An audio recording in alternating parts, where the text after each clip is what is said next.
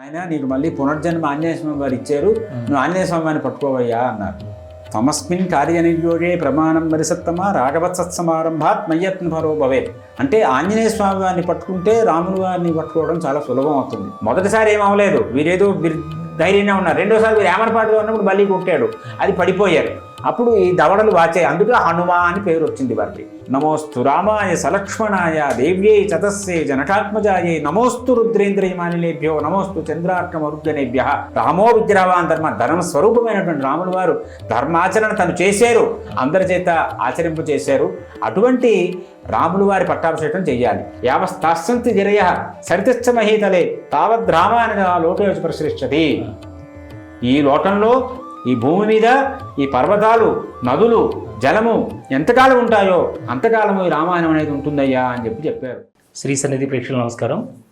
మనం ఎందరో యోగులను, ఎందరో గురువులను, మరెందరో సాధకులను నిత్యం కలుస్తూనే ఉన్నాం. వారి నుంచి అద్భుతమైనటువంటి ఆత్మజ్ఞానాన్ని తీసుకుంటూనే ఉన్నాం.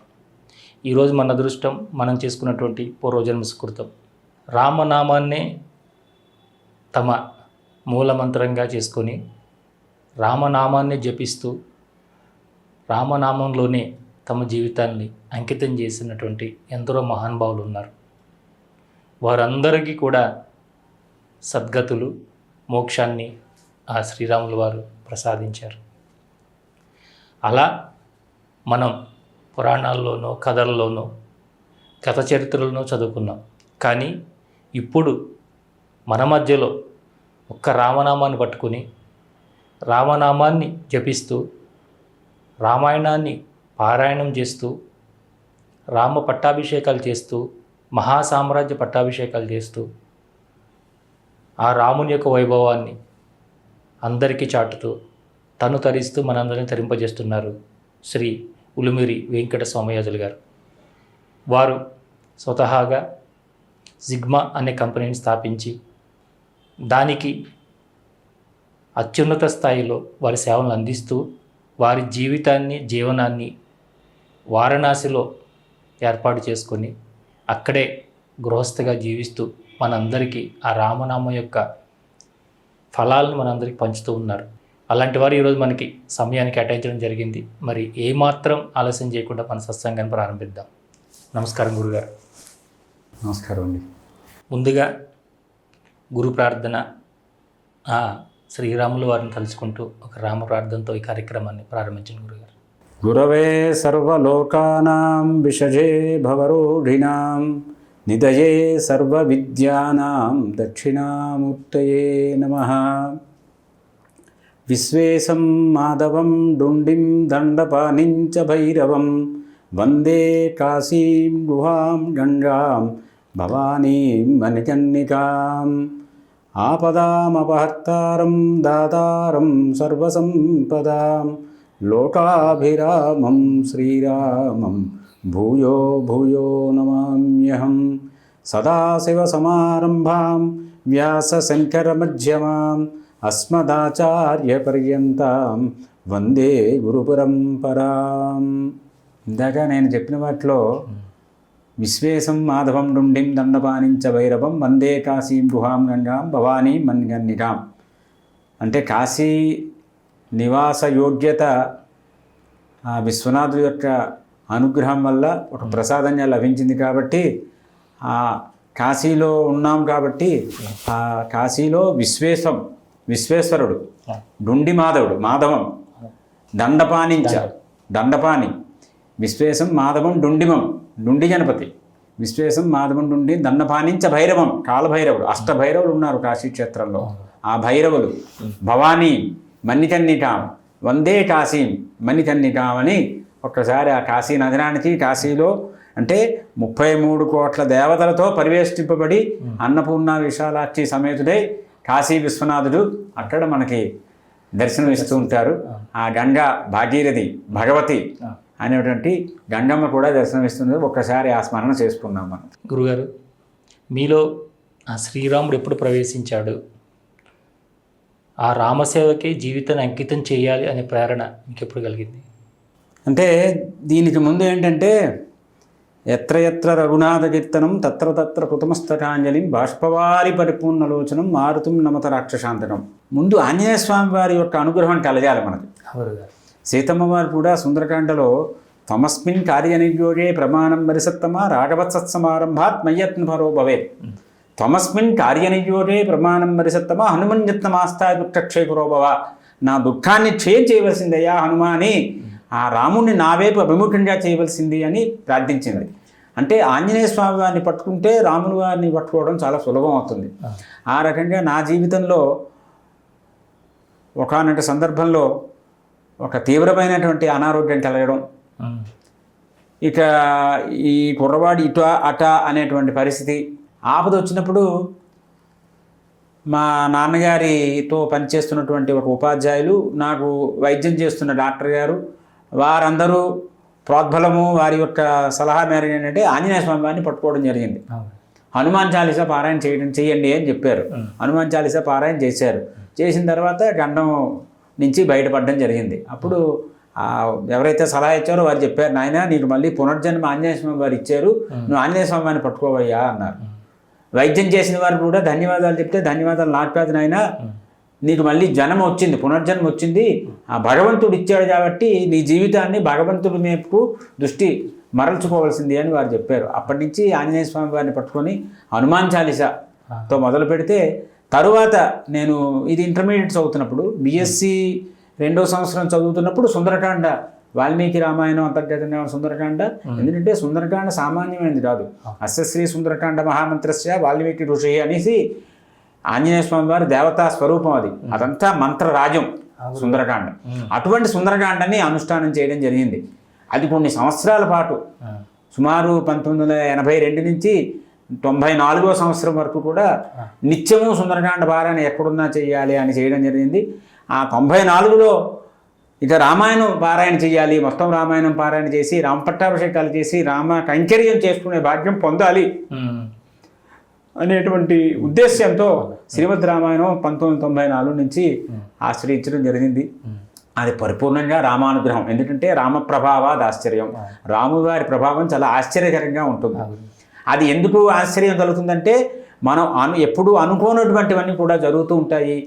అటువంటి పరిపూర్ణమైనటువంటి రామానుగ్రహం వల్ల మాత్రమే ఇది అబ్బింది అని నా ప్రగాఢ విశ్వాసం.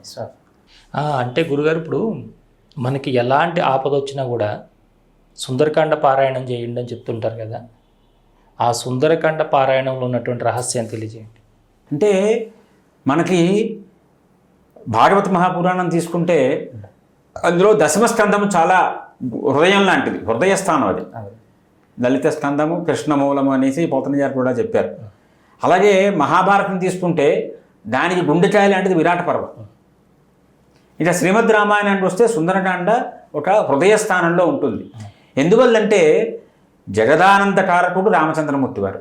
ఆయన పరిస్థితి ఎలా ఉంది? ఆంజనేయ స్వామి వారు చెప్తారు సీతమ్మతో, నిత్యం ధ్యానపరాయణ నిత్యం శోకపరాయణ అనేసి.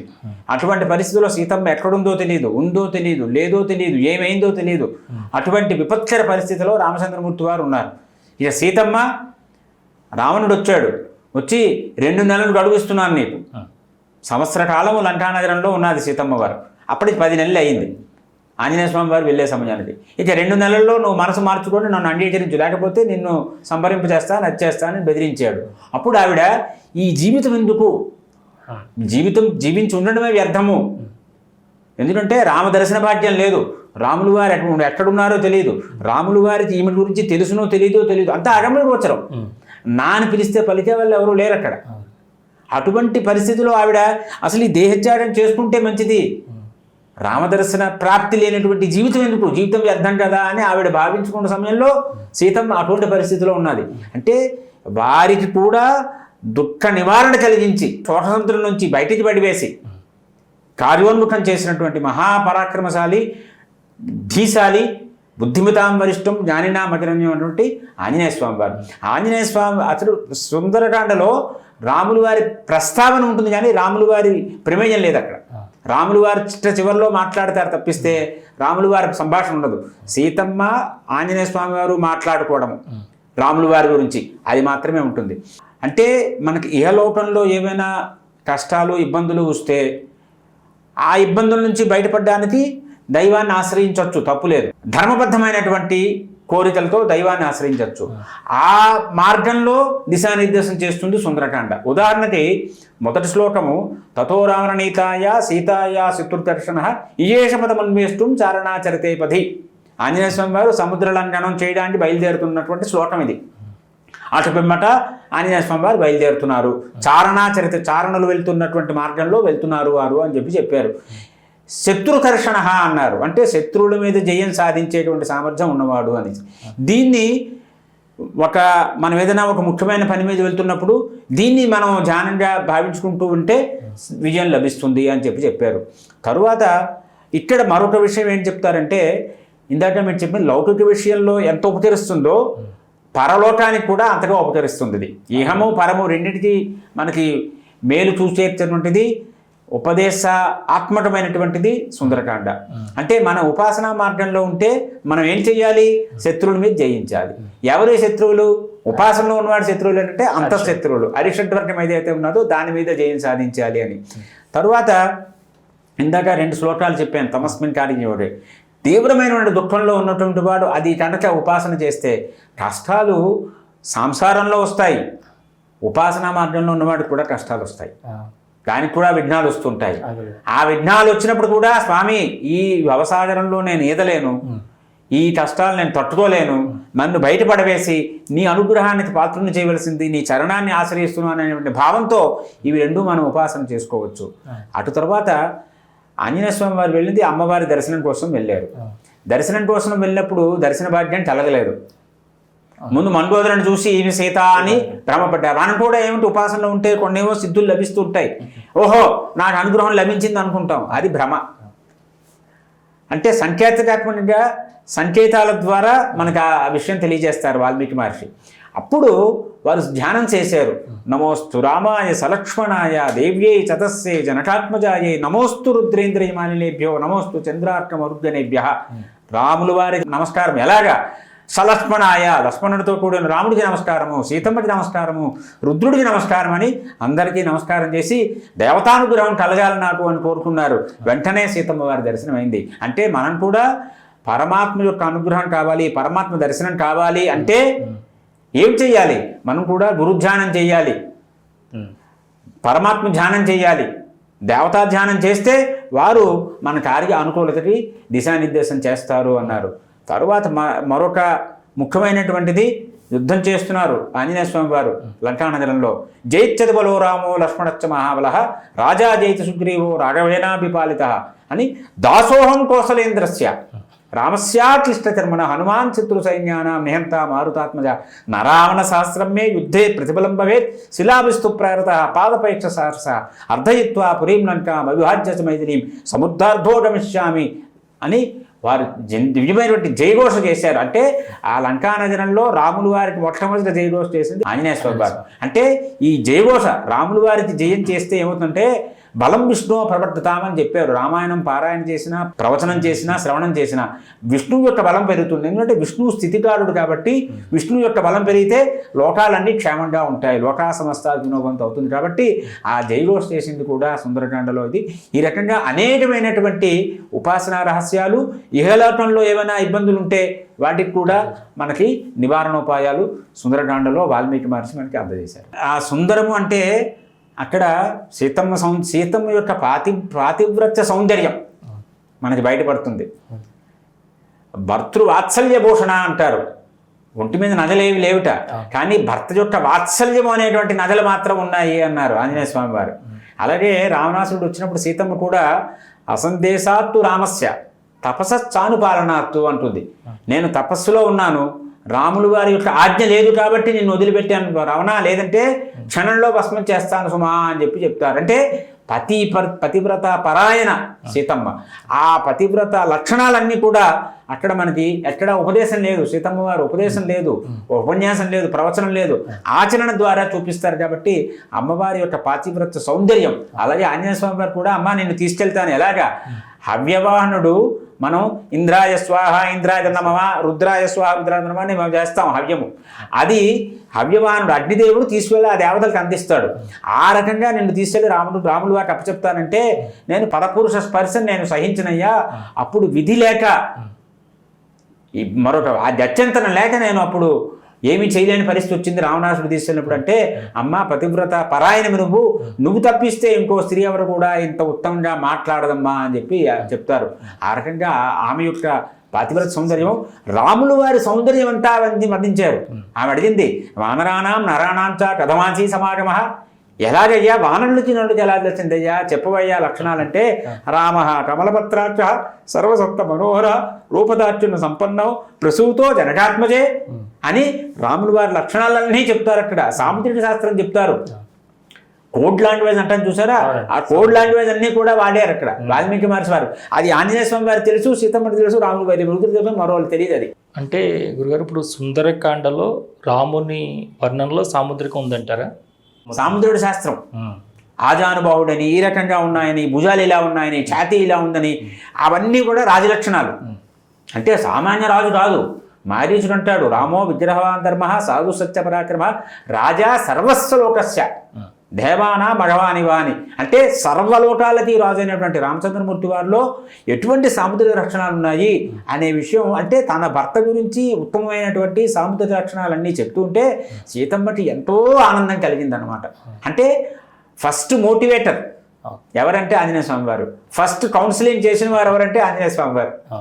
ఒక ఐడియల్ మెసెంజర్, ఒక ఆదర్శవంతమైన దూత ఎలా ఉండాలనేది ఆంజనేయ స్వామి వారిని చూసి నేర్చుకోవాలి.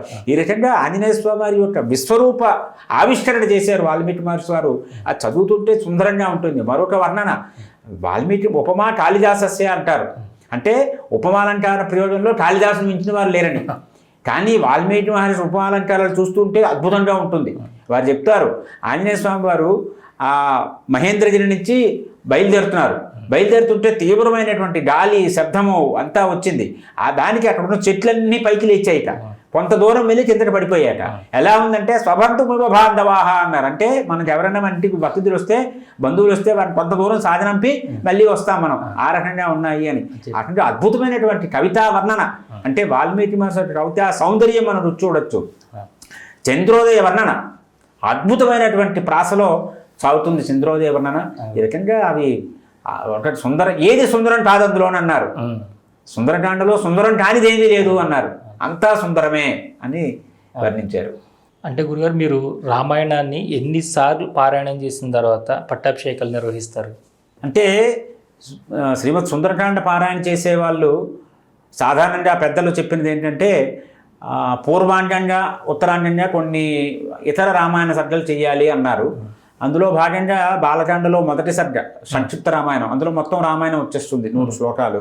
తర్వాత రామ జననము, తర్వాత సీతారామ కళ్యాణము, తర్వాత బాలకాండలో చివరి సర్గ సీతారామ సుఖజీవనము. ఇవి చదివి సుందరకాండ పారాయణ ప్రారంభించి సుందరకాండ పారాయణ పూర్తి అయిన తర్వాత నాగపాశ విమోచనము యుద్ధకాండలో వస్తుంది. ఆదిత్య హృదయము, రావణవధ, రామస్తుతి, బ్రహ్మగారు రుద్రుడు వచ్చి రాములు వారి స్తుతి చేస్తారు. ఆ తర్వాత పట్టాభిషేకము. ఇవి చెయ్యాలి. చేసినప్పుడు ఒక సుందరకాండ పారాయణ చేసినప్పుడు రామ పట్టాభిషేకం చెయ్యాలి. ఎందుకంటే విష్ణుమూర్తి యొక్క అనేక అవతారాలలో మనకు తెలిసిన 10 అవతారాలు, కానీ భాగవతం ప్రకారం ఇంకా అన్ని ఉన్న అవతారాలు ఉన్నాయి. కపిల మహర్షి వారి అవతారమే, వ్యాసుల వారు విష్ణుమూర్తి అవతారమే, ఇన్ని అవతారాలు ఉన్నాయి. ఇన్ని అవతారాల్లోని కూడా పూర్ణావతారం రాములు వారే, పరిపూర్ణ అవతారం శ్రీకృష్ణస్వామి వారు. కృష్ణస్తు భగవాన్ స్వయం, ఆయన భగవంతుడినే వారి అవతారం నడిపించారు. ఇక్కడ రాములు వారు మానవుడిగా, సామాన్య మానవుడిగా అవతారం నడిపించారు. ఆయనప్పటికీ పూర్ణ అవతారం. అది కాక ఇన్ని అవతారాల్లో రాజ్య పట్టాభిషేకం జరిగి రాజ్య పరిపాలన చేసి ప్రజలందరినీ ధర్మ మార్గపరాయణలు చేసినటువంటి రామావతారం మాత్రమే. దశవర్ష సహస్రాన్ని చ రామో రాజ్యం ఉపాసిత్వ అంటారంటే 11,000 సంవత్సరాలు ఈ పృథ్వీని పరిపాలించి అందరినీ సర్వే ధర్మపరాయణ సర్వే రక్షణ సంపన్నా, అది రామరాజ్య వైభోగం. ఆ రకంగా ప్రజలందరినీ ధర్మ మార్గంలో నడిపించినటువంటి అవతారము రామో విగ్రహవాన్ ధర్మ స్వరూపమైనటువంటి రాములు వారు ధర్మాచరణ తను చేశారు, అందరి చేత ఆచరింపు చేశారు. అటువంటి రాములు వారి పట్టాభిషేకం చెయ్యాలి. ఇది సుందరకాండకి సంబంధించి. ఇక వాల్మీకి రామాయణానికి వస్తే బాలకాండ, అయోధ్యకాండ, అరణ్యకాండ, కిష్కింధ, సుందర, యుద్ధకాండ పర్యంతమే చేస్తాం పారాయణ. ఉత్తరకాండ పారాయణ మామూలుగా చేసుకోవచ్చు, కానీ మన పట్టాభిషేక అంతర్గతంగా చేసుకుంటే పట్టాభిషేకం సర్గ 131 సర్గ కాబట్టి యుద్ధకాండ పూర్తి చేసి రామ పట్టాభిషేకం చేసుకోవాలి.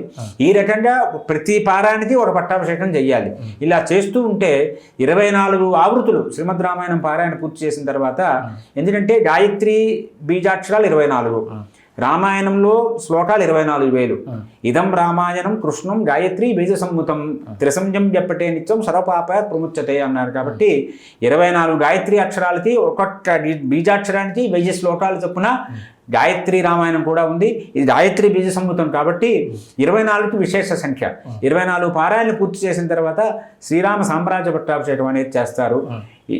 ఆ 24 చేసుకుంటూ 108 పారాయణలు పూర్తి చేయాలి. 108 పారాయణలు పూర్తి చేసిన తర్వాత మహాసామ్రాజ్య పట్టాభిషేకాన్ని చేయడము ఇది పెద్దలు ఏర్పరిచినటువంటి ఒక సాంప్రదాయం. అంటే మీరు రామ పట్టాభిషేకాలైనా సామ్రాజ్య పట్టాభిషేకాలు కూడా ఏమైనా చేశారా? మా చేత రాములు వారు మహాసామ్రాజ్య పట్టాభిషేకాలు కూడా ఒక 3 పర్యాయాలు చేసుకునే భాగ్యం రామానుగ్రహం రాములు వారు వారి భిక్షాది. గురుగారు, అంటే మీకు బాలకాండ నుంచి యుద్ధకాండ వరకు రామాయణం పారాయణం చేయడానికి ఎంతకాలం పడుతుంది? ఈ రామాయణం పారాయణం చేసేటప్పుడు ఏమైనా నియమాలు పాటించాలి గురుగారు? అంటే సుమారు 500 సర్గలు ఉంటాయి బాలకాండ నుంచి యుద్ధకాండ వరకు. మనం ఒక 15 రోజుల్లో కూడా పూర్తి చేయొచ్చు. సరైన సమయం ఇచ్చి కొంత మనకి అభ్యాసం అవ్వాలి. అభ్యాసం అన్నప్పుడు కొంత ఎక్కువ సమయం పడుతుంది. అభ్యాసం అయిన కొద్దీ తక్కువ సమయంలో కూడా మనం చేయడానికి అవకాశం ఉంటుంది. ఆ రకంగా 15 రోజులు ఒక పారాయణ, నెలకి 2 పారాయణలు అనే రకంగా చేసుకుంటే సంవత్సరానికి 24 పారాయణలు అని కూడా చేసుకునేటువంటి అవకాశం ఉంటుందండి. అంటే గురుగారు, మీరు ఇప్పటికీ ఎన్నో పర్యాయాలు రామాయణాన్ని పారాయణం చేశారు. దాన్ని ఆమూలాగ్రం దానిలో ఉన్నటువంటి రసాన్ని అంతా తీసుకుంటూనే ఉన్నారు. అంటే ఈ పారాయణం చేసేటప్పుడు దాంట్లో నిగూఢంగా దాగున్నటువంటి రహస్యాలు ఒక పారాయణానికి మరొక పారాయణానికి మధ్యలో మీకు తెలుస్తూ ఉంటాయి గురుగారు? అది తెలుస్తూ ఉంటుంది. ఒక్కొక్కసారి మనం పారాయణ చేస్తుంటే ఒక్కొక్క ఆలోచన స్ఫురిస్తూ ఉంటుంది. ఓహో, దీనికి ఈ రకంగా మనం సమన్వయం చేసుకోవచ్చు, దీనికి ఈ రకంగా అన్వయం చేసుకోవచ్చా అని ఒక్కొక్క ఆలోచన స్ఫురింపు చేస్తుంటారు పరమాత్మ. అది తట్టినప్పుడు ఏంటంటే ఒక ఆనందానుభూతి కలుగుతుంది. అది ఒక ప్రవచనం వినడం వల్ల కలగచ్చు, కానీ మనం పారాయణ చేస్తున్నాం, నిత్యము పారాయణ చేస్తున్నాం కాబట్టి నిత్యము కూడా అది ఒక మనసు రంజిల్లగా అంటారు త్యాగరాజ స్వామి వారు. ఆ మనసు రంజిల్లేటువంటి స్థితి మనం ఒక ధ్యాన ముద్రలో కూర్చొని ఏకాగ్రతతో పారాయణ చేస్తే ఆ రామానుగ్రహం వల్ల కలుగుతూ ఉంటుందండి. అంటే గురుగారు, శ్రీరాముల వారిని హనుమంతుల వారు మొదటిసారి చూసినప్పుడు జరిగినటువంటి సన్నివేశం గురించి చెప్పండి గురుగారు. ఇది మన కిష్కింధకాండలో సన్నివేశం. రాములు వారు లక్ష్మణస్వామి సుగ్రీవుని వెతుక్కుంటూ వస్తున్నారు. అక్కడ ఋష్యముఖ పర్వతం మీద ఉన్నాడు. వారు ఎప్పుడైతే వారిద్దరూ ప్రవేశిస్తున్నారో ధనుర్బాణాలు ధరించున్నారు, తాపస వేషంలో ఉన్నారు. ఉన్నప్పుడు ఒక్కసారి వారిని చూడగానే భయపడ్డాడు సుగ్రీవుడు. అందుకే ఆంజనేయ స్వామి వారి ప్రవేశమే అభయ ఆంజనేయ స్వామిగా మనకి ఆంజనేయ స్వామి వారు అభయాంజనేయ స్వామి, వీరాంజనేయ స్వామి, దాసాంజనేయుడు అనేక ఆంజనేయ స్వాములు ఉన్నారు మనకి. మన దేవాలయాలు కూడా ఒక్కొక్క ఊళ్ళో ఒక్కొక్క రకంగా ఆంజనేయ స్వామి వారు ఉంటారు. అవన్నీ మనకు దర్శింపజేస్తారు వాల్మీకి మహర్షి. ఇక్కడ అభయాంజనేయ స్వామి మొట్టమొదటి అభయం ఇచ్చింది ఎవరంటే సుగ్రీవుడికి. వాళ్ళు కిల్పిష శంకిత అన్నారు మహర్షి.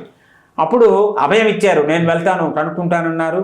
వచ్చారు, ఒక భిక్షు రూపంలో వచ్చారు ఆంజనేయ స్వామి వారు. వచ్చి వారిని ప్రశ్నలు అడిగారు. స్వామి మీరు ఎవరు, ఎక్కడి నుంచి వస్తున్నారు?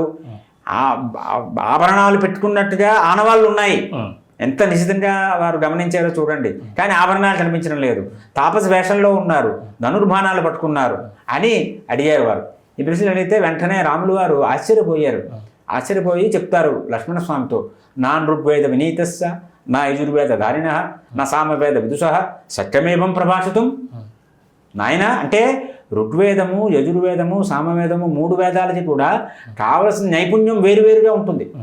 నాన్ ఋగ్వేద వినీతస్య, అక్కడ వినీతుడు అన్నారు. యజుర్వేద ధారణాశక్తి ఉండాలి. యజుర్వేదానికి వచ్చిన మంత్రాలు మళ్ళీ వస్తుంటాయి. నాణ్యప్పంత అది నాది విద్యతే, నాణ్యప్పంత అది 2 సార్లు వస్తూ ఉంటుంది. అది ఎక్కడ ఏమిటి అనేది మనం జాగ్రత్తగా గుర్తుపెట్టుకోవాలి. ధారణాశక్తి ఉండాలి. నా సామవేద విదుష, సామవేదం విదుషు అంటే సంగీతానికి సంబంధం. సామవేదం నుంచి సంగీతం వచ్చింది. విదుషీమని అంటుంటాం కదా మనం. ఆ విదుష పదం అక్కడ ప్రయోగం చేశారు. ఈ రకంగా 3 వేదాల్లోని నిష్ణాతుడిన. ఇంతగా మాట్లాడుతున్నారు, ఎక్కడా అపశబ్దాలు రాలేదు.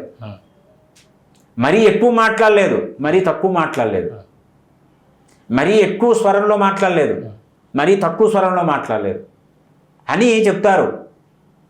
వాచం హృదయహారిణి. వారి వారి వారి మాట ఎలా ఉందంటే అవతల వాళ్ళ హృదయాన్ని హరించి వేస్తోంది అన్నారు. అని చంపడానికి కోపంతో శత్రువు వచ్చి కత్తి పట్టుకొని వచ్చినట్లయితే వాడు ఇతని మాట విని ఆ కత్తిని పడేస్తాడు అక్కడ అన్నారు. ఇటువంటి వాడు ఎవరికి మంత్రిగా ఉంటాడో ఆ రాజు ధన్యుడయ్యా అన్నారు. అంటే చెప్పారు, సుగ్రీవుడు ధన్యుడు అవుతున్నాడు, సుగ్రీవుడి కష్టాలన్నీ అంతమైపోతున్నాయి అని చెప్పారు. ఆ రకంగా శ్లాఘనీయంగా మాట్లాడారు ఆంజనేయ స్వామి వారి గురించి. చెప్తే అప్పుడు లక్ష్మణ స్వామి వారు మాట్లాడారు ఆంజనేయ స్వామి వారి. అంటే రాములు వారు మర్యాద పాటిస్తారు. వారు ఒక దూతగా వచ్చారు, సుగ్రీవుడి దూతగా. కాబట్టి దూతగా వచ్చిన వాళ్ళతో ప్రభు మాట్లాడరు. రావణుడు కూడా తను మాట్లాడు, ప్రయాస్తుడి చేత మాట్లాడిస్తాడు. అంటే ఎక్కడా కూడా ధర్మబద్ధంగానే ఉంటుంది. ధర్మాన్ని పక్కన పెట్టడం అనేది రాముల వారిలో ఉండదు.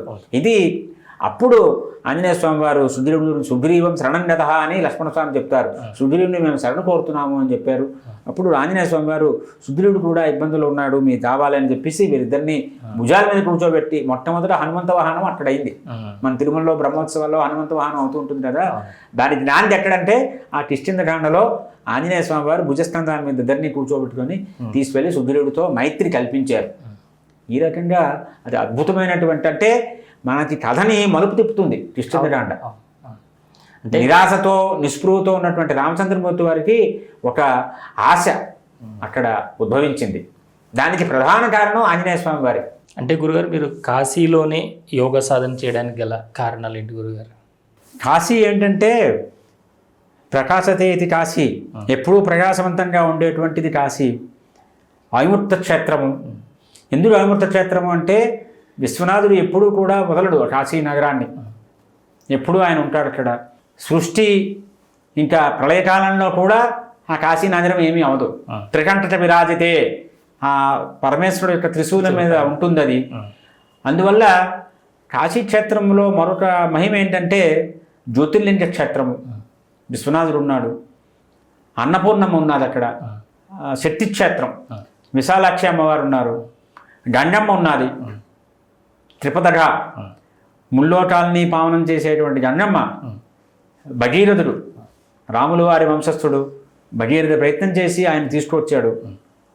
ఆ గంగమ్మ ప్రవహిస్తూ ఉంటుంది. కాలటి నుంచి బయలుదేరినటువంటి బాలబ్రహ్మచారి అయినటువంటి కాలటి శంకరుడు ఆదిశంకరుడుగా జగద్గురువుగా మనకి దర్శనమిచ్చారు, మనని అనుగ్రహించారంటే కాశీ క్షేత్ర మహిమ. కాశీ వెళ్ళారు. కాశీ ఆధ్యాత్మిక రాజధాని, సాంస్కృతిక రాజధాని. వారు భజగోవిందం భజగోవిందం గోవిందం భజమూఢమతే సంప్రాప్తే సన్నిహితే కాలే నహిన రక్షత రుక్తుంకరణే అని చెప్పినటువంటి భజగోవింద శ్లోకం అక్కడే చెప్పారు వారు. అంటే ఆది గురువు ఆదిశంకరాచార్యులు జగద్గురువుల యొక్క పాదస్పర్శతో పునీతమైనది కాశీ. రామకృష్ణ పరమహంస వారి పాదస్పర్శతో పునీతమైనది కాశీ. గోస్వామి తులసీదాసు గారు రామచరితమానస రచన చేసింది కాశీ, అక్కడ పవిత్రం చేసింది కాశీ. వివేకానంద పవిత్రం చేసింది కాశీ. ఈ రకంగా ఎంతో మంది మహనీయులందరూ కూడా తమ పాదస్పర్శతో పునీతం చేసిన కాశీలో జీవనయానం కొనసాగించాలి, ఆధ్యాత్మిక సాధన కొనసాగించాలి, అనుష్ఠానం అక్కడ బలపరుచుకోవాలనే ఉద్దేశంతో కాశీ వెళ్ళడం జరిగింది. అది కేవలము విశ్వనాథుడి యొక్క కృప, కాలభైరుడి యొక్క అనుజ్ఞ. దానివల్ల ఏంటంటే కాశికా పురాదినాథ కాలభైరవం భజే. కాశికా పురాతికి అధినాథుడు ఆయన కాలభైరవుడు. వారి అనుజ్ఞ లేకుండా కాశీ నగరంలో ఎవరు ప్రవేశించలేరు, అక్కడ ఉండలేరు. వారి అనుగ్రహంతో అక్కడ ఉండేటువంటి ఇదైంది. అక్కడికి వెళ్ళిన తర్వాత మనకి అమ్మవారి నామాల్లో చెప్తారు, అంతర్ముఖ సమారాధ్య బహిర్ముఖ సుదుర్లభ అని. అందువల్ల ఏంటంటే ఈ యోగ మార్గంలో కూడా మనం అంతర్ముఖంగా ఉండి మన స్వీయ అనుష్ఠానం పెరగాలి. మన అనుష్ఠానం వల్ల పెరగకుండా మనం అందరికీ ఏదో ఉపదేశాలు ఇచ్చేసి మీరు చేయండి అంటే ఎవరు వినరు. మన దగ్గర మన బ్యాంక్ అకౌంట్లో బాగా డబ్బులు ఉంటేనే అందరికీ మనం ఇవ్వడానికి అవకాశం ఉంటుంది. మనదే లేకుండా ఉంటే చెక్కులు బౌన్స్ అవుతాయి. అందువల్ల తపోధనం, మనకి వాల్మీకి రామాయణంలో తపోధనము అనే మాట కనిపిస్తూ ఉంటుంది. వీరు తపోధనులు అంటారు. ఆ తపోధనం పెంచుకోవాలి. కొన్ని క్షేత్రాల్లో మనం జపం చేసినా తపం చేసినా మన ఇంట్లో చేస్తే ఒక ఫలితంగా ఉంటుంది, ఒక సామాన్య ఫలితం వస్తుంది. గోశాలలో చేస్తే ఇంకా అధికంగా ఉంటుంది, ఒక క్షేత్రంలో చేస్తే ఇంకా ఉంటుంది, ఒక నదీ తీరంలో చేస్తే ఉంటుంది. ఈ రకంగా ఒక్కొక్క స్థాయిని బట్టి ఆ అనుష్ఠాన బలం పెరుగుతూ ఉంటుంది. కాబట్టి కాశీ ఉత్తమమైనటువంటి క్షేత్రము. ఎందుకంటే గంగా తీరము, విశ్వనాథుడు కొలువైనటువంటి 63 కోటి దేవత, 33 కోట్ల దేవతలతో అక్కడ కొలువై ఉన్నారు విశ్వనాథుడు. కాబట్టి అక్కడ చెయ్యాలి అనేటువంటి ఉద్దేశంతో వెళ్ళడం ఏంటి. అక్కడ వెళ్ళిన తర్వాత అనుభవము అంటే ఏంటంటే ఒక ఆనందవనం. కాశీని ఆనందవనము అంటారు. కాబట్టి ఆ ఆనందవనంలో ఆనందానుభూతి కలుగుతుంది. ఆనందానుభూతి కలగడము, తర్వాత విశ్వనాథుడి యొక్క దర్శన భాగ్యం కలుగుతుంటుంది. గంగా తవ దర్శనాన్ముక్తి, గంగని దర్శనం చేస్తేనే ముక్తి వస్తుందిట. అటువంటి గంగా దర్శనం దర్శన భాగ్యం కలుగుతుంటుంది. అనేక కాశీలో కూడా అనేకమైనటువంటి విశేషమైన పర్వాలు జరుగుతూ ఉంటాయి సామూహికంగా. జనసామాన్యాన్ని కూడా, అంటే మన హైందవ ధర్మము వర్గ, వర్ణ, లింగ, వయో, ప్రాంత, భాష వీటన్నిటికీ అతీతంగా హిందువులందరూ ఒకటి. మనందరం సనాతన ధర్మాన్ని ఆశ్రయించిన వాళ్ళము, సనాతన ధర్మ అవలంబన చేస్తున్న వాళ్ళము, ఆచరిస్తున్న వాళ్ళం. కాబట్టి హమ్ సబ్ హిందూ ఏక్ హై అనేటువంటి భావన మన కాశీనగరంలో కనిపిస్తుంటుంది. అన్ని రాష్ట్రాలు, అన్ని దేశాలు, ఎన్నో దేశాలు, ఎన్నో భాషలు, ఎన్నో సంస్కృతులు, ఎన్నో మతాలు, ఎన్నో వర్ణాలు, ఎన్నో వర్గాలు అందరూ కలిసి అక్కడ ఓ శివరాత్రి వచ్చినా, లేదు దేవదీపావళి అంటారు, దేవదీపావళి ఆ వాటి వల్ల ఏమిటంటే ఒక సామాజిక చైతన్యానికి అవకాశాలు వస్తాయి. ఇక నాకు మరొక ప్రత్యేకమైనటువంటి ఆనందం కలిగించేటువంటి, సంతృప్తిని కలిగించే అంశం ఏంటంటే అక్కడ తెలుగువారు చాలా ఎక్కువ. మరి తెలుగువారికి కూడా ఆధ్యాత్మిక వికాసం, అంటే మనం అభివృద్ధి చెందుతూ ఆధ్యాత్మికంగా పరమాత్మ అనుగ్రహంతో ముందుకు వెళ్తూ ఇతరులు కూడా మనతో పాటు తీసుకువెళ్ళే ప్రయత్నం మనం చెయ్యాలి. రాములు వారు అవతార సమాప్తి చేసినప్పుడు కూడా అయోధ్యానగరంలో చాటింపు వేసి ఎవరెవరు రావాలనుకున్నారు అందరూ రండి అన్నారు. అందరూ ప్రవేశించారు, వారితో పాటు సరలో ప్రవేశించారు, వారితో పాటు ఊర్ధ్వలోక ఆ విష్ణులోకానికి వెళ్ళిపోయారు వారు. అలాగా మనం కూడా ఏంటంటే అందరినీ తరింపజేయాలి. మనం తరించడం కాదు, మనం పారాయణ చేస్తున్నాం, ఇతరులతో కూడా చేయించాలి, ఇతరులతో కూడా వారి ఏదో ప్రవచనం చెప్పాలి, అందరినీ ధార్మిక మార్గంలో నడిపించాలి అని వక్తా శ్రోతాచ దుర్లభ అంటారు. అంటే చెప్పేవాడు దొరకడం కష్టం, చెప్పేవాడు ఉన్నా వినేవాళ్ళు కష్టం. అందువల్ల అది కూడా ఒక సంతృప్తికరమైన విషయం. ఏంటంటే ఇప్పుడు కాశీలో శ్రీమద్ రామాయణం పారాయణ చేస్తున్న వాళ్ళు, సుందరకాండ పారాయణ చేస్తున్న వాళ్ళు, ఒక హనుమత్ జయంతి వచ్చిందంటే సామూహికంగా సుందరకాండ పారాయణ చేయడానికి కూడా సిద్ధపడ్డారు అక్కడ.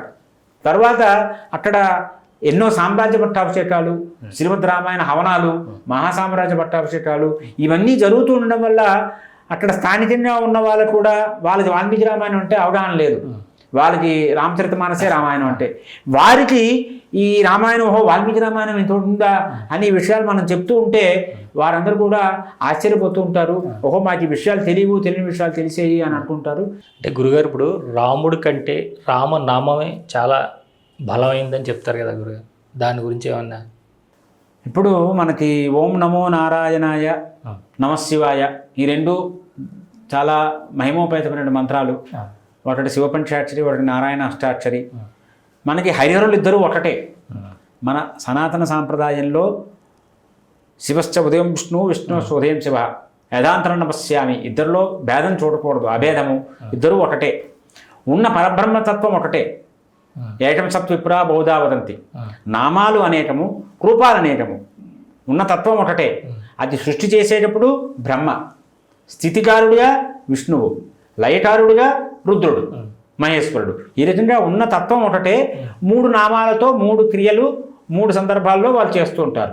అది మనం గ్రహించినట్లయితే ఉన్నతత్వం ఒకటే. కాబట్టి ఇక్కడ హరిహరాత్మకమైనటువంటిది. ఆ నమశివాయలోంచి మా వచ్చింది, నారాయణలోంచి రా వచ్చింది. అక్కడ రా తీసేస్తే ఆ నారాయణాయ అనేది సారం పోతుంది. ఇక్కడ నమశివాయ నుంచి మా తీసేస్తే సారం పోతుంది, నా శివాయ వస్తుంది. శివుడు అంటే శుభం కలిగించేటువంటి వాడు, నా శివాయ అంటే శుభం కలిగించడా అన్నటువంటిది దాని ప్రాణాధారమైన మంత్రము. బీజాక్షరం అక్కడ మా, ఇక్కడ రా, ఆ రెండు తెలిపితే రామ అనేది వచ్చింది. అంతేకాదు రామ అంటే యారా లావా శాశాస, యారా రెండోది, పాప బాబా మా అది ఐదోది, రా మా 2 × 5 10. అదే శ్రీరామ రామ రామేతి రమే రామే మనోరమే సహస్రనామతత్వం. అంటే రామ అంటే 2x5 10, మళ్ళీ రామ 2x5 10, మళ్ళీ రామ 2x10, 10 10 10, అది 1000. అందుకే సహస్రనామ తత్తుల్యం 1000 సార్లు అన్నట్టు లెక్క. కానీ సంఖ్యా శాస్త్రాన్ని కూడా సమన్వయం చేసుకోవచ్చు. అంటే రా అనగానే మీ నోరు తెరుస్తారు. రా మా రా మా. రా అంటే నోరు తెరుచుకుంటుంది, మా అంటే నోరు మూతపడుతుంది. రా అనగానే మనలోని ఇక్కడే ఉంటాయి పాపాలన్నీ కూడా. మనయేవ మనుష్యానాం కారణం బంధమోక్షణం అంటారు. రాములు గారు కూడా చెప్తారు, మానసికంగా చేసే పాపాలు కొన్ని, వాచికంగా చేసే పాపాలు కొన్ని, కాయికంగా చేసే పాపాలు కొన్ని అని రాములు వారు అని చెప్తారు. రామో ద్విర్నా విభాషతే అంటారు. రాముడు 2 మాటలు మాట్లాడు అంటారు. ఇందాక మీరు అన్న ఆధ్యాత్మిక రహస్యాలకి ఆధ్యాత్మిక సాధనలో ఉన్నవాడు 2 మాటలు మాట్లాడకూడదు. అయ్యా పలానా దగ్గర కార్యక్రమం మీరు వస్తారా అంటే, వస్తాను అన్నావంటే వెళ్ళి తీరవలసిందే, ఏది ఏమైనా. అప్పుడు వస్తానని చెప్పి తర్వాత ఏదో ఒకటి వస్తుంది. మనిషి ఒకే పని ఉండదు కదా. మనం 100 పనులు చేస్తాం. భోజనం అంటే అన్నం ఒక్కడే తింటావా? అన్నం కావాలి, పచ్చడి కావాలి, కూర కావాలి, సాంబార్ కావాలి, పులుసు కావాలి, అప్పడం కావాలి, ఏదో ఆవకాయ కావాలి, గోంగూర పచ్చడి అన్నీ కావాలి కదా. అలాగే మనిషి కూడా ఒకే పనులు ఒకటి చేయడు, అనేక పనులు ఉంటాయి. మీ బంధువులు పిలుస్తారు, మిత్రులు పిలుస్తారు, మీ ఆఫీస్ వాళ్ళు పిలుస్తారు, ఇంకెవరో సత్సంగం వాళ్ళు పిలుస్తారు, గోష్ఠి వాళ్ళు ఎవరో పిలుస్తారు. 100 పనులు వస్తాయి. 100 పనులు వచ్చాయని రామకార్యం మాంతావా? అంటే ఆధ్యాత్మిక సాధనలో ఉన్నవాడు దేనికి ప్రాధాన్యత ఇవ్వాలి? అనుష్ఠానానికి, ఉపాసనకి, సాధనకి, నీ మాట నిలబెట్టుకోవడానికి నువ్వు మాట ఇవ్వాలి. లేదు అటువంటిప్పుడు ఎలా మాట్లాడాలి? అయ్యా రావాలనే ఉంది, ఆ పైన రామాజ్ఞ వదిలేండి అంతే. వస్తానని చెప్పలేదు, రాలేదని చెప్పలేదు. మీరు ఆ రాముల వారి మీద భారం పెట్టండి, దేవుడి మీద భారం పెట్టండి. స్వామి నీ ఆజ్ఞ అయితే వెళ్తాను, మీరు అనుగ్రహించండి అని చెప్పండి. అప్పుడు అసత్య దోషం రాదు. అది మనం అడుగడుగున క్షణము జాగ్రత్తగా ఉండాలి ఈ విషయంలో. ఆధ్యాత్మిక మార్గంలో ఉన్నవాడు ఈ రకంగా రా అనగానే పాపాలు బయటకు వస్తాయి, మా అనగానే మూసేస్తాము పాపాలు, మరి ఇంకా కొత్త పాపాలు బయటకు వెళ్ళవు. అంటే ఏమిటి అర్థము? రామ అనేది పాపాలు చేయడానికి లైసెన్సా? ఇప్పుడు గంగలో మునుగుతాం పాపాలు పోతాయి అంటారు, సర్వ పాప ప్రసమనం అయిపోయింది అంటారు. అంటే పాపాలు చేస్తూ లైసెన్సా అది? కాదు. ఒకసారి పాపాలు చేసావు, తెలుసో తెలియకో పాపం చేసావు, గంగలో మునిగేవు, ప్రాయశ్చిత్తం చేస్తున్నావు, ఇక పాపాలు చెయ్యను, పాప ప్రవృత్తి వదిలేయాలి, ఇక మీద పాపాలు చేయకూడదు. భరద్వాజ మహర్షిని అడిగారు రాములు వారు, స్వామి మేము ఈ నివాసం స్థానం మీరు సూచించండి అని అడిగారు. చిత్రకూటానికి వెళ్ళండి అని చెప్పారు. ఇది ప్రయాగలో జరిగింది సంఘటన. చిత్రకూటానికి వెళ్ళండి అన్నారు అని చెప్తారు ఆయన. నా పాప పురుతే మనహ, మనసు పాపం చేయదయ్యా అంటారు. మనసు పాపం చేస్తుందా? మనసే చేస్తుంది. పాపాలన్నీ ఉద్భవించేది ఎక్కడ? మనసులోనే ఉద్భవిస్తాయి. అయ్యో వాడికి ఉంది నీకు లేదు, నువ్వు తీసుకో, నీ మనసు చెప్తుంది, బుద్ధి వింటుంది, చెయ్యి అంటుంది, చెయ్యి చెప్తుంది, చెయ్యి వెళ్తుంది, తీసుకుంటుంది.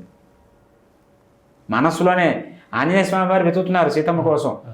స్త్రీలందరినీ చూశారు. ఏ స్థితిలో రాత్రి సమయంలో స్త్రీలను చూడకూడదో ఆ స్థితిలో చూశారు. ధర్మలోపం కరిష్యతి అన్నారు ఆయన. ధర్మలోపం అయిపోయింది, చూడకూడని పరిస్థితిలో చూసిన స్త్రీలని అన్నారు అని ఎప్పుడు అనుకుంటారు. మన ఏవి సర్వేషాం ఇంద్రియానాం ప్రవర్తనే, మనస్సే ఇంద్రియాన్ని ప్రవర్తింపచేస్తుంది, మనస్సే ఆధారము, నా మనసులో విచారం లేదు. అంటే ఆధ్యాత్మిక మార్గంలో ఉన్నవాడు ఏం చేయాలి? అడుగడుగునా బేరీజు వేసుకోవాలి. నా మనస్సు ఎలా ఉంది? నా మనసులో శుద్ధమైనటువంటి ఆచారం ఉందా? ఆలోచనలు ఉన్నాయా? చెడు ఆలోచనలు వస్తున్నాయా అని. అవి రాకుండా చేయాలంటే రామనామాన్ని పట్టుకోవాలి. రామనామాన్ని పట్టుకుంటే ఈ చెడు ఆలోచనలు పోతూ ఉంటాయి, చెడు అన్నీ పోతూ ఉంటాయి. చెడు ఆలోచన రాదు, చెడు సంకల్పం రాదు, చెడు చేయాలనేటువంటి బుద్ధి పుట్టదు. ఇంకా ఆ బుద్ధి పుట్టినప్పుడు ఇంకా చెడు చేసే అవసరం ఉండదు. రామరాజ్యంలో ఎలా ఉండేవారంటే రామమేవాని పశ్చింతు నాభ్యహింస పరస్పరం అన్నారు. ప్రతివాడు రాముడిని చూశాడు. చూస్తున్నందువల్ల హింసా ప్రవృత్తిని వదిలేశారు పూర్తిగా. మిమ్మల్ని రాముడిని మీలో చూస్తే నా రాముడికి ఎంత గౌరవం ఇస్తానో మీకు ఎంత గౌరవం ఇవ్వాలి కదా. ఇందాక మీరు రుగలక్షణం అన్నారు కదా. రాములు వారు పరిపాలన చేసింది త్రేతాయుగం, అంతకుముందు కృతయుగం.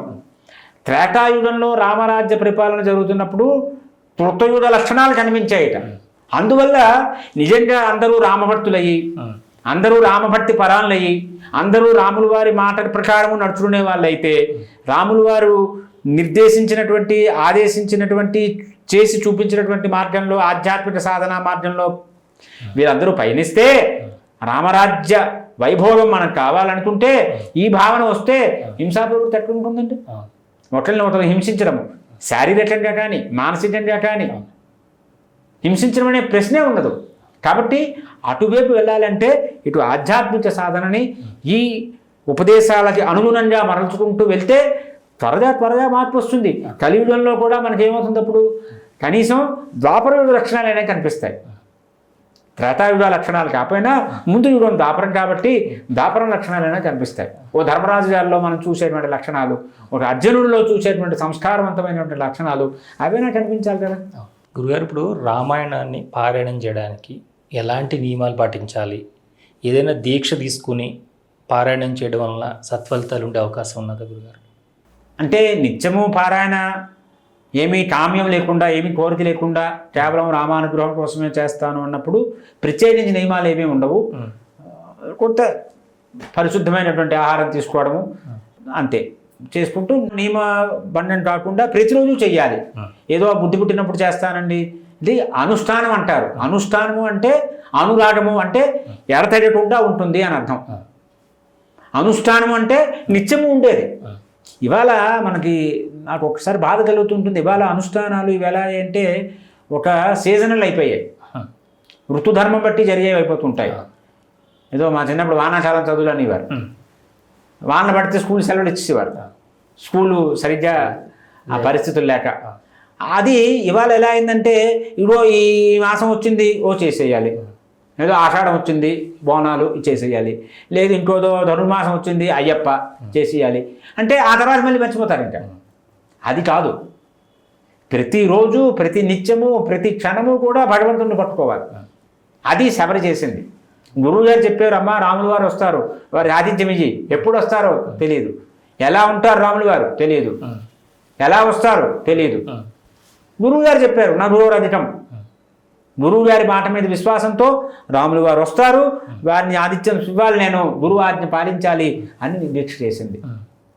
అటువంటి నిష్ఠతో నువ్వు గురువాక్యం మీద శ్రద్ధతో భగవంతుని మీద మనకి హిందీలో భజన చెప్తుంటారు, ఎవరు చెప్పారు దేవుడు తిండని, శబల్లా నువ్వు తినిపించేవా? ప్రతివాడు ప్రశ్న వేసుకోవాలి. ఎవడు చెప్పాడు భగవంతుడు నిద్రపోడని? యశోదలా నువ్వు నిద్రపుచ్చావా? యశోద జోలపాడి నిద్రపుచ్చింది, నువ్వు నిద్రపుచ్చావు ఎప్పుడైనా? ప్రయత్నం చేసావా? ఎవరు చెప్పారు భగవంతుడు నాట్యం చేయడని? గోపికల్లా నువ్వు ఎప్పుడైనా నాట్యం చేయించావా ఇంకోటి? కృష్ణారా మనం నాట్యం చేద్దాం అన్నావా? అని ఈ రకంగా భగవంతుణ్ణి ఆ దృష్టిలో మనం చూడాలి. చూసినప్పుడు మనం చెప్తాం మాతారామో మత్పితారామో భ్రాతారామో మత్సటారామో సర్వస్వమే రామచంద్రో అంటాం. చెప్పడమే, మనసులో ఉందా భావన? ఇక్కడి నుంచి వస్తుందా? హృదయాంతరం నుంచి వచ్చిందా? అది ఏదో నలుగురికి చెప్పాలని, ప్రవచనం చెప్పాలని, నలుగురు చప్పట్లు కొట్టాలని చెప్తున్నాను తప్పిస్తే ఆచరణలో శూన్యమండి. అందువల్లే మన ధర్మము బలహీనపడుతోంది. మన ధర్మానికి ఇవాళ కావలసినది ధర్మబద్ధమైనటువంటి ఆచరణ. అంటే గురుగారు ఎన్నో రామాయణాలు ఉన్నాయని చెప్తారు కదా, రకరకాల రామాయణాలు ఉన్నాయి కదా, మరి ఏ రామాయణాన్ని చేయడం శ్రేష్టంగా ఉంటుంది గురుగారు? ఇప్పుడు శతకోట ప్రవిస్తరం రామచరిత, ఏకైకమక్షరం పుణ్యం మహాపాతక నాశనం అన్నారు కదా. అనేక రామాయణాలు ఉన్నాయి, అనేక భాషల్లో ఉన్నాయి. ముఖ్యంగా గోస్వామి తులసీదాస్ గారు అవధి భాషలో జనసామాన్యానికి అందుబాటులో ఉండాలని అవధి భాషలో వారు ఇచ్చారు. మనకి ఉత్తర భారతం అంతా కూడా అదే ప్రామాణికంగా తెలుస్తున్నది. వారికి అసలు వాల్మీకి రామాయణం గురించి అవగాహన కూడా చాలా తక్కువ. ఒక సందర్భంలో నేను లండన్లో అక్కడ విశ్వ హిందూ పరిషత్ వారి మందిరంలో హిందీలో మాట్లాడడం జరిగింది వాల్మీకి రామాయణం గురించి. అక్కడ ఎక్కువ మంది ఉత్తర భారతీయులు ఉన్నారు, తక్కువ మంది దక్షిణ భారతీయులు. అంటే ఉత్తర భారతం నుంచి అక్కడ వెళ్ళి నివాసం ఏర్పరచుకున్న వాళ్ళు, స్థిరపడిన వారు. వారు పెద్ద పెద్ద వాళ్ళు, ఎంతో వయసు వచ్చిన వాళ్ళు కూడా 70 ఏళ్ళు 80 ఏళ్ళ వాళ్ళు కూడా వచ్చి, ఏమండి మాకు వాల్మీకి రామాయణం ఉందని, ఇందులో ఈ విషయాలు ఉన్నాయని, 1 గంటన్నర సుమారు 2 గంటల ప్రవచనం విని మాకు విషయాలు మొట్టమొదటిసారి మేము విన్నామండి అన్నారు. అంటే అవగాహన లోపం బాగా ఉంది అక్కడ. అయితే మన అదృష్టవశాత్తు మన దక్షిణ భారతంలో ముఖ్యంగా తెలుగు రాష్ట్రాల్లో వాల్మీకి రామాయణం మనం ఎక్కువగా ఆశ్రయిస్తూ ఉంటాం. ఇన్ని రామాయణం ఉన్నప్పటికీ కూడా వాల్మీకి రామాయణమే ప్రామాణికం. ఎందువల్లంటే వాల్మీకి రామాయణం ఆది కావ్యం. సంస్కృత వాన్మయంలో మొట్టమొదటి వచ్చింది వాల్మీకి రామాయణం. వాల్మీకి మహర్షే ఆది కవి. వారికి ఉపదేశం ఎవరిచ్చారు? నారదుల వారు ఇచ్చారు. తపస్వాధ్యాయ నిరతం తపస్వి వాగ్విదాంబరం నారదం పరిపప్రక్ష వాల్మీకి మునిపుంజవం అని వారు ప్రశ్నలు అడిగారు. కోన్మస్మిన్ సాంప్రతం లోటే గుణవాన్ చశ్చ వీర్యవాన్ ధర్మజ్ఞశ్చ కృతజ్ఞశ్చ అని 16 గుణాలతో అడిగితే నారదుల వారు భావో దుర్లభాశ్చైవ ఏతుయా కీర్తితా గుణ అని, ఇన్ని గుణాలు ఒకళ్ళలో ఉండడం కష్టమయ్యా, ఇక్ష్వాకువంశ ప్రభో రామో నామజనే స్మృత నీతాత్మ మహావీర్యో అనేసి ఈ రాముల వారి లక్షణాలన్నీ చెప్పారు. ఆ రకంగా ఉపదేశం మొట్టమొదటి రామాయణం. నారదుల వారు జ్ఞానప్రదాత అండి. ఇవాళ మన దురదృష్టవశాత్తు మన చలనచిత్రాల్లో వీటిలో నారదుల వారిని చాలా అపహాస్యం పాలు చేసే రకంగా చూపించడం చాలా అపచారం, ఘోర అపచారము. అది చూపించిన వాడిది దోషము, చూసిన వాడిది ఇంకా దోషము. ఇందాక ఏది చూడకూడదని చూశానని బాధపడ్డారు ఆంజనేయ స్వామి వారు. మన చలనచిత్రాల్లో ఈ బుల్లితెరలో ఏమి చూస్తున్నామండి? మరి ఆ ధర్మలోపం కాదా? మరి ఆ ధర్మలోపం రామాయణానికి వ్యతిరేకం కాదా? తరువాత బ్రహ్మగారి ఆదేశమైంది వాల్మీకి మహర్షి, కురు రామకథాం ఋషి సప్తమా, ఇదివరకు ఉపదేశం పొందున్నావు, ఈ రామకథని అందించవయ్యా అని చెప్పారు. వారు వరం అనుగ్రహించారు. యావస్తాస్సంతి గిరయ సరితశ్చ మహీతలే తావద్ రామాయణ లోకేషు ప్రసరిష్యతి. ఈ లోకంలో, ఈ భూమి మీద ఈ పర్వతాలు, నదులు, జలము ఎంతకాలం ఉంటాయో అంతకాలము ఈ రామాయణం అనేది ఉంటుందయ్యా అని చెప్పారు. అని రామాయణానికి మరో ప్రత్యేకత ఏంటంటే వేదవేద్యే పరే పుంసి జాతే దశరథాత్మజే వేద ప్రాచేతసా సాక్షాత్ రామాయణాత్మన. భగవంతుడు నారాయణుడు వేదవేద్యుడు. వేదం వల్ల మాత్రమే తెలుసుకోబడతాడు, ఇతర మార్గాల ద్వారా లభించడు. అటువంటి నారాయణుడు దశరథుడు కుమారుడుగా రాముడుగా వస్తే ఆ రాముడు గురించి మనం తెలియజేయడం కోసము వేదము రామాయణ రూపంలో మనకి అందింపబడింది. అందువల్ల తరువాత ఈ రామాయణ రచన జరిగిన తర్వాత ఎవరికి మొట్టమొదట శిష్యులుగా ఉపదేశం చేయాలి అని ఆలోచిస్తే వాల్మీకి మహర్షి వారు ఆ సమయంలో యామేవ రాత్రిం శత్రుఘ్న పర్ణశాలా సమావిశత్తు తామేవ రాత్రిం సీతాపి ప్రసూతాదార్ఘద్వయం. శత్రుఘ్నుడు మధురా నగరంలో లవణాసురుడైన రాక్షసుడు, వాడి బాధలు పడుతున్నామని యమునా తీరంలో ఉన్న ఋషులందరూ చెప్తే అడిగితే శత్రుఘ్నుడు నేను వెళ్తాను అని వెళ్ళాడు యుద్ధానికి. వెళ్తున్న సమయంలో వాల్మీకి మహర్షి ఆశ్రమంలో ఉన్నారు. ఏ రాత్రి అయితే శత్రుఘ్నుడు వాల్మీకి మహర్షి ఆశ్రమంలో ఉన్నారో ఆ రాత్రే సీతమ్మకి 2 కలవపుల్లలు పుట్టారు. వారే లవుడు కుశుడు, కుశలవులు అని చెప్పారు. ఆ కుశలవులకే ఈ రామాయణం ఉపదేశం చేశారు వాల్మీకి మహర్షి వారు. వారి గురువుగా ప్రథమ శిష్యులు వీరిద్దరును. సాక్షాత్తు సీతారాముల పుత్రరత్నాన్ని వారిద్దరికీ చెప్పారు. వారు వాల్మీకి ఆశ్రమంలో రామాయణ గానం చేశారు. తంత్రీలయ సమన్వితం అంటే గానం చేశారన్నారు అక్కడ. ఆ గానం చేశారు, ఇతర ఆశ్రమాల్లో చేశారు.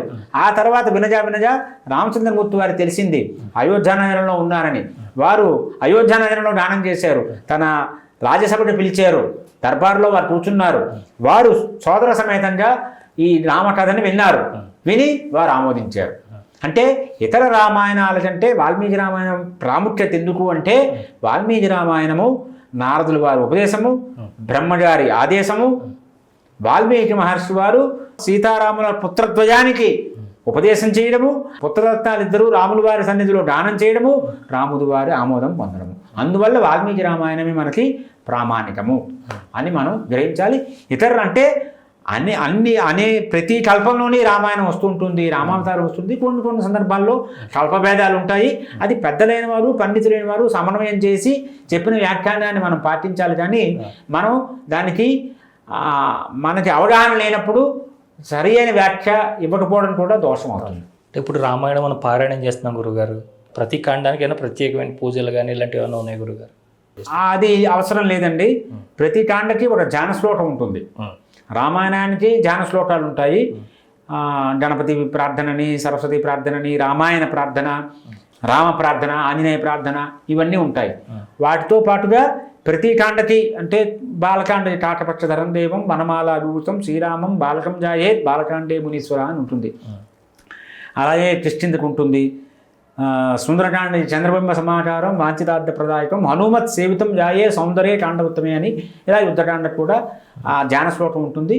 అంటే ఇందులో కొన్ని నియమాలు ఏంటంటే కొన్ని కాండల్లో కొన్ని అంటే మనం ఎప్పుడు కూడా మండలంతో ప్రారంభమవుతుంది, మండలం మధ్యలో ఉంటుంది, మధ్యలంతో అంతం అవుతుంది అని చెప్తాము. అందువల్ల మనకి అయోధ్యకాండలో దశరథుడు నిర్యాణం ఉంటుంది.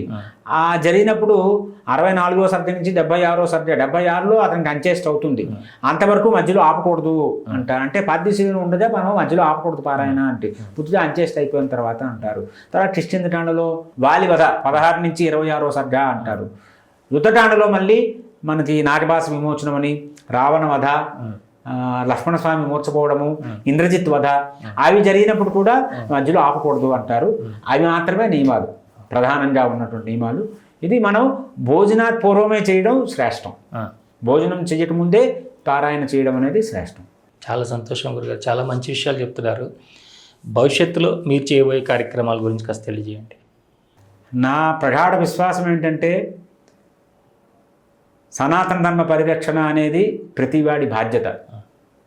జంతువునాం నరజన్మ దుర్లభం అన్నారు. మనకి నరజన్మ లభించింది భగవంతుడి అనుగ్రహం వల్ల. అందులో కర్మభూమి పుణ్యభూమి అయినటువంటి భారతదేశంలో మనం జన్మించాము, హిందువులుగా జన్మించాము. ఈ సనాతన ధర్మానికి వారసులం మనం. ఎందరో వీరుడు త్యాగఫలం ఇది. లక్షల సంఖ్యలో వాళ్ళ జీవాలు, వాళ్ళ ప్రాణదానాలు చేశారు మన హైందవ ధర్మాన్ని నిలబెట్టడం కోసం. వారు కుంభమేళాలకు వెళ్ళాలంటే పన్ను కట్టేవారు. అటువంటి బాధలన్నీ అనుభవించారు వారు. అన్ని బాధలు పడినా మతాలు మారలేదు వారు. మన తాతలు ముత్తాతలు వారు మతం మారలేదు. కత్తి పెట్టినా సరే మేము మారము అన్నారు. వారి యొక్క త్యాగ ఫలితం మనం ఈనాటికి కూడా హిందువులుగా ఉన్నాం. ముఖ్యంగా శంకర భగవత్పాదులు వారు, ఆదిశంకరులు వారు ఆవిర్భవించిన సమయంలో 72 సాంప్రదాయాలుగా హిందువులు విభజించబడి ఉన్నారు. ఒకరి పట్ల ఒకరికి విద్వేషం. తర్వాత బౌద్ధము చాలా ప్రచండంగా వ్యాపించున్న సమయము. కర్మకాండ పూర్తిగా నిషేధింపబడింది. యజ్ఞయాగాలు లేవు, క్రతువులు లేవు. అందరూ అహింసా మార్గం అన్నారు. ఆయుధాలు తుప్పుపట్టిన పరిస్థితి వచ్చింది. అటువంటి ధర్మ జ్ఞాని జరిగిన సందర్భంలో సాక్షాత్ శంకర అని శంకరోత్పాదుల వారు వచ్చి దీన్ని సముద్ధరణ చేసి, షణ్మత స్థాపన చేసి, పంచాయతీ పూజా విధానం చేసి మనందరినీ కూడా సరైన మార్గంలో వారు నడిపించారు జగద్గురువులు.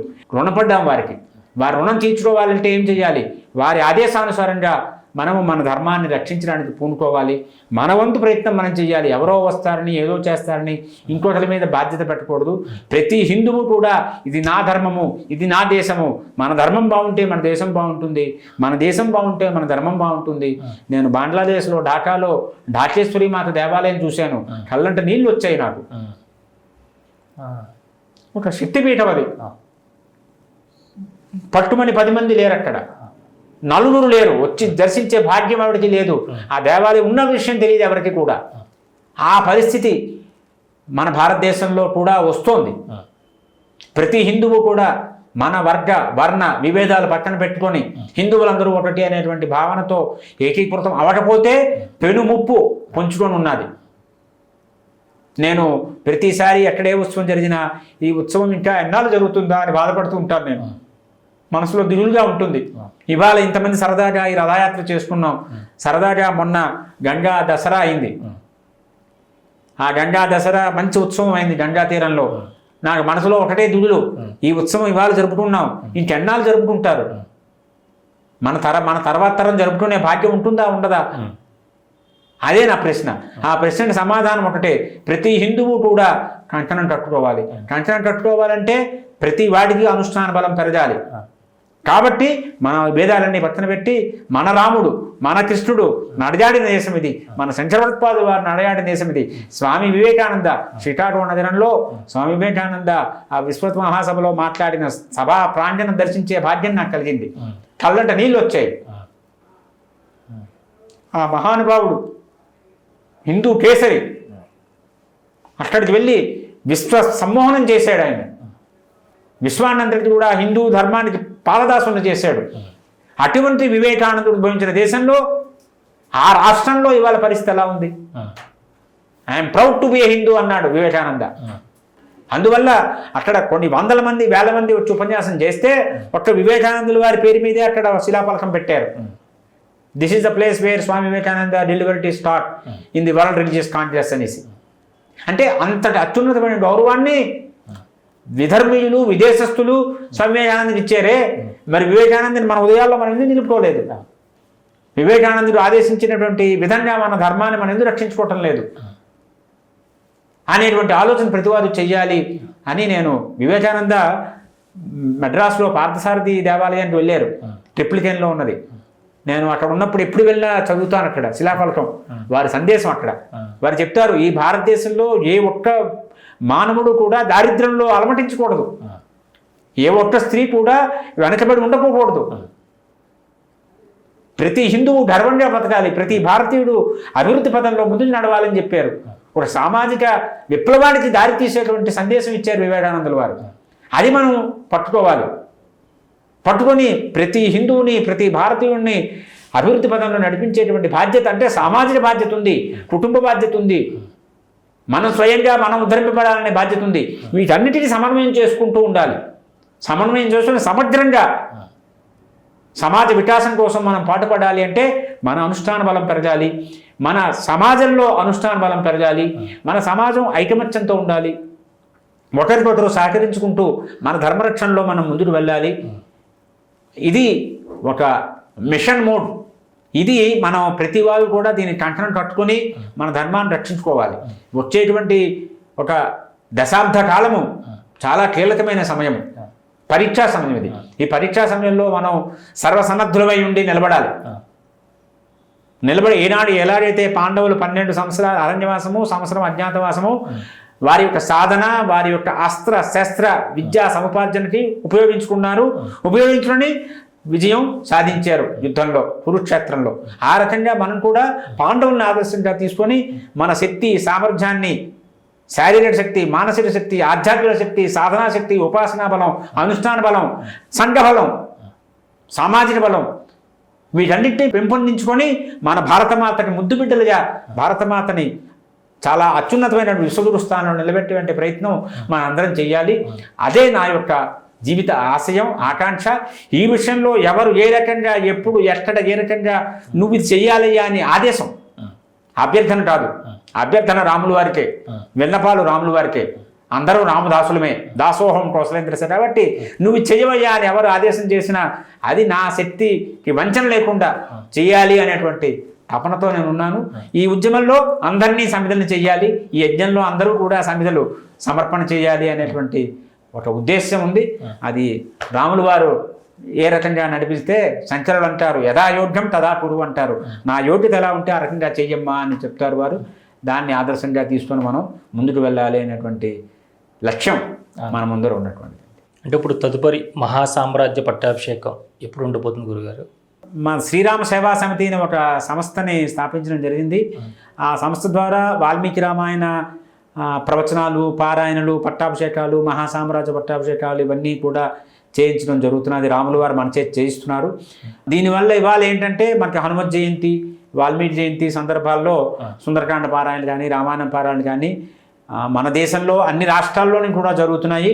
కొంతమంది విదేశాల్లో ఉన్న వాళ్ళు కూడా ఇందులో పారాయణదారులుగా పాల్గొంటున్నారు. ఇదంతా రాముల వారి యొక్క కృపా విశేషము.